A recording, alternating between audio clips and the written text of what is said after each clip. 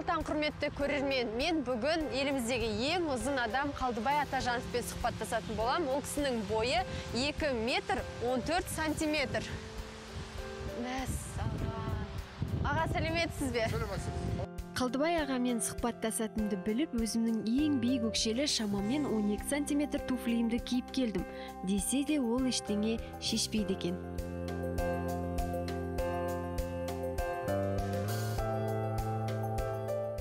Еліміздегі ең ұзын адамсыз.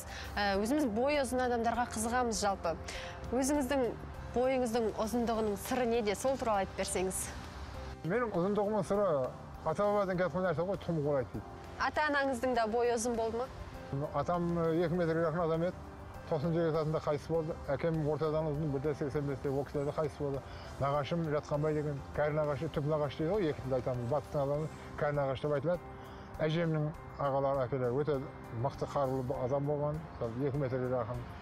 Әжемдер айтып отырған, қолдары жабадай еді арғайсы деп. Бой ұзын болғанның пайдасы, артықшылығы көп шығар.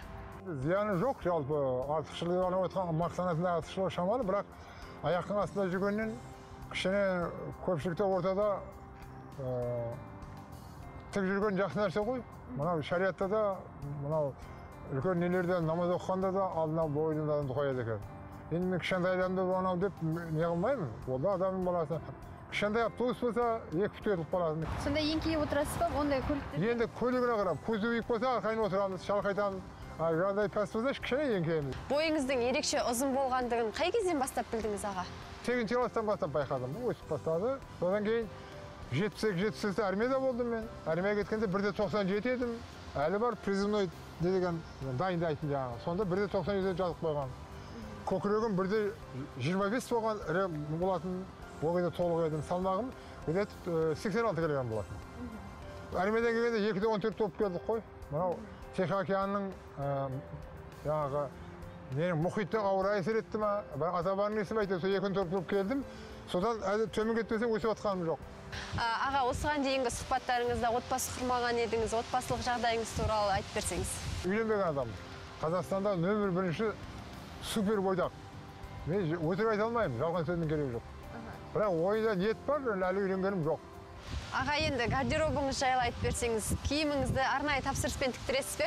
Бірақ көріп отырғаныңыздай жалаңаш жүргенім жоқ. Көбісін бытовой слово дейді орысшасы. Бұйрықта мен тіктіреміз Ташкент қаласында. Мына аяқ киімдер болсын, костюм жолдары болсын. Сондай. Өзіңіз секілді ерекше адамдармен жолықтыңыз ба? Енді анау айтқан ерекше деп айтпаймын, енді болды. Бой жағынан, я бір баса жағынан емес, ғылым, білім меңгерген. Мен шариат жақсы адамын, ғұлама кісілермен кездескендер болды. Бүгінде Қалдыбай Бақытұлы оңтүстік Қазақстан облысында 30 жылдан астам уақыт ұстаздық етіп келеді. Әдетте бойшаң адамдар баскетболға жақын болса, Қалдыбай аға волейболдан шебер ойыншы екен. Спорттың менде волейбол түрінен. Айтып кеттім ғой, өзінде ойнадым, кезінде жаңағы Шымкентский ракета деген аталдым. Қалдыбай ағаның қазақтың қара өлеңіне деген сүйіспеншілігі ерекше. Жанына жақын жыр жолдарынан нәр алып, көңіліне медеу табады. 4 нәрсе түсі қолыңа, сол жігітте шер қылмас. Біріншісі, әйелді дей, жақсы болса әйелің, қылмайды жыртың жеңді, күлдірмейді теңді, сөйлесе сөз жон болар, ақылды мұрзат кең болар, сылдырлай бері шешілген, керілі аяқ қойсылген жігітке әнесі бол, қол болар. Екіншісін айтайын, сода туған бала ғой, бала деген керек қой. Мысал қалып қарасаң, бұлдырлап шыққан, бұтақса өскен терек қой дейді ғой. Үшінші ат болар, жүйрік ат мінген жігіттің қайғысыз көңілі шат болар.